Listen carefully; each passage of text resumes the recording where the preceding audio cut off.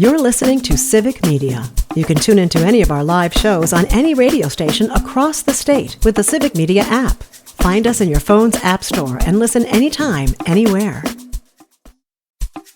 This is your WLAK Daily News Roundup for Lake Air, 107.5 FM and 1260 AM in Amory.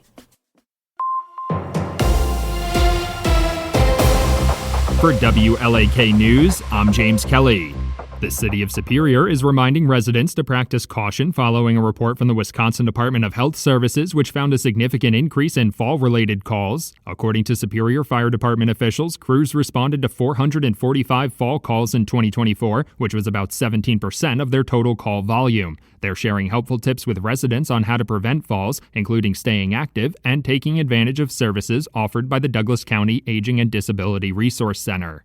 Bayfield County is offering residents a new Universal Children's Savings Account program. The Bayfield County Board of Supervisors unanimously approved the pilot program, dubbed Bayfield County Saving Early for Educational Dreams. The program provides participating children with a $100 deposit when families open a college savings account before their second birthday. Families enrolled in the federal WLAK program will receive $200. Bayfield County is the first local government in the state to approve such a program. A group of Republican state lawmakers have introduced legislation to legalize the use of medical marijuana. The proposed legislation would create a new state program allowing growers, processors, labs, and dispensaries to obtain a license to legally produce and sell medical marijuana. The bill would also establish safeguards to ensure only people who have a medical need for it can gain access to it. The lawmakers say people with chronic illness should not need to cross state lines to try alternative medicines. Medical marijuana is legal at some level in most other states. A pair of Democratic state lawmakers have introduced legislation to guarantee residents the right to access contraceptives. State Senator Dianne Hesselbein and State Representative Lisa Subeck introduced the Right to Contraception Act on Friday. The proposed bill would prohibit state or local government entities from implementing any laws that would make it more difficult for residents to obtain contraceptives or information. The state legislation is similar to federal legislation on contraception access that was introduced earlier this year.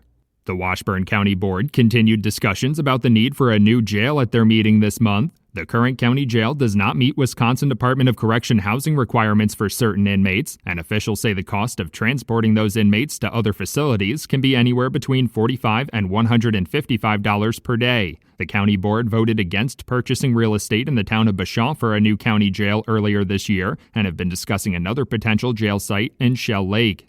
Wisconsin Supreme Court candidate Judge Chris Taylor made a pair of campaign stops in northwest Wisconsin last week. Judge Taylor visited the Chequamegon Democrats' office in Ashland and the Washburn Public Library, speaking with area residents about why she's running and taking questions on topics like redistricting. Judge Taylor is currently running unopposed for the election next April after conservative state Supreme Court Justice Rebecca Bradley announced she would not seek re-election. Another conservative-backed candidate has not yet emerged.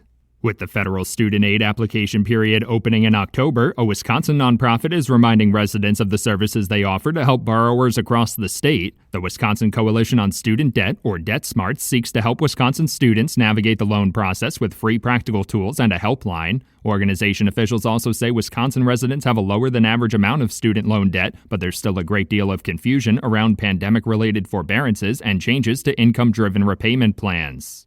The Rice Lake Plan Commission has approved early plans for a new fitness center on South Wisconsin Avenue. At their meeting on Thursday, the commission approved the building site and operational plan for the proposed Olympic fitness facility with a 4-2 vote. While this portion of the plan was approved, commission members expressed concerns over parking needs and emergency vehicle access that will need to be addressed before the project can move forward. Olympic fitness officials say their current Hammond Avenue facility has no space for expansion.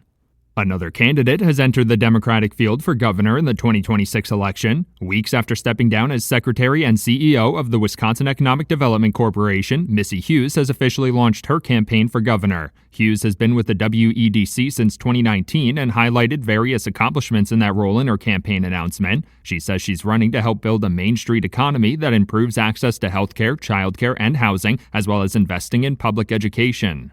New changes have officially gone into effect for Wisconsin's Supplemental Nutrition Program for women, infants, and children. According to the Wisconsin Department of Health Services, the changes implemented to the WIC program on Monday will offer recipients expanded food choices, more options for special diets, and additional support for healthy eating habits. Among the changes are an extra $3 for fruits and vegetables, more options for infant foods, and more whole grain options for women who are pregnant, breastfeeding, or postpartum. For WLAK News, I'm James Kelly. The Bucks without Giannis. Hi, I'm Mike Clemens with Sports NBA. The Bucks held their media day to kick off their season, but Giannis Antetokounmpo not there. He's in quarantine in Greece after testing positive for COVID. On a Zoom call, Giannis asked how he feels about missing the start of training camp. Definitely disappointed, bummed out that I'm not able to be there with the team and just as a leader, I don't feel good. I don't feel good about this, but at the end of the day, this is life. But at the end of the day, I think they will understand. If I'm not there today to see them, I'll be there in a few days, and we get the ball rolling. College football, the Wisconsin Badgers have a rough schedule ahead with games against Iowa, Ohio State, and this Saturday they travel to Michigan. Our ability to maintain and sustain some consistency as we continue to push and grow is going to be every bit as important as anything else. That's the Badgers head coach Luke Fickell. With sports, I'm Mike Clemens. On your entertainment beat, I'm Pete Schwaba. There's a new King of the Hill at the theater. Dolly Parton fans, especially those who are headed to Las Vegas later this year to see her live, will not be happy to hear that the singer is postponing multiple Vegas shows. Dolly Live in Vegas was announced in June and was supposed to run from December 4th through the 13th at Caesars Palace. The country icon posted on social media that her doctors have told her she needs a few medical procedures, but she did not give details. In the post, Parton made it clear she is not ready to retire and wants to be at her best when she returns. Stay tuned. The only way Taylor Swift will be at this year's Super Bowl will be if she's cheering for Travis Kelce, which would mean the Chiefs end up making yet another appearance.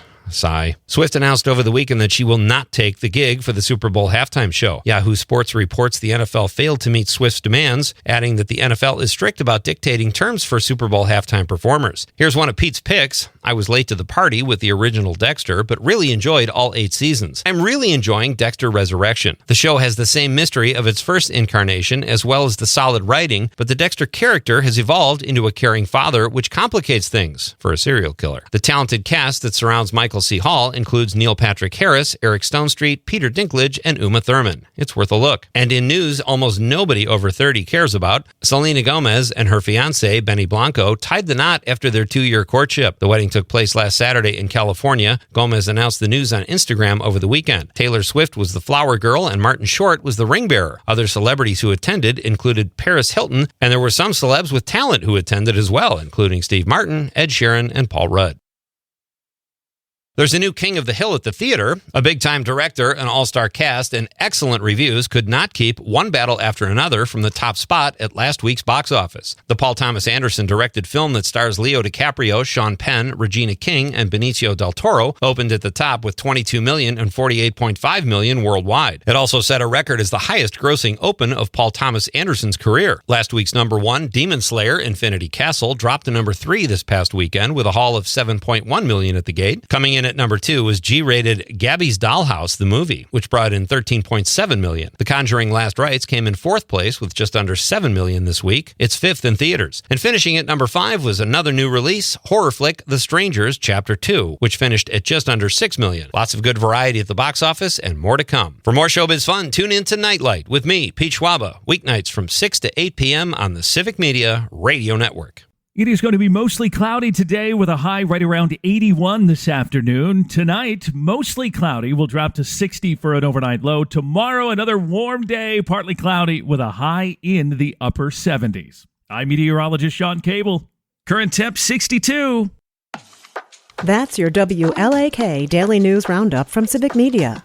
Subscribe to this podcast on Spotify, Apple, or wherever you find your podcasts. Find more news at lakeair.radio. The national news cycle never stops, but it can be hard to find news about your local community. Civic Media is dedicated to providing quality local and state news coverage across Wisconsin. With the Civic Media app, you can get notifications about local stories that matter to you and your community. Find the free Civic Media app in your phone's app store and choose notifications from the menu to tell us what kind of news you want to hear about.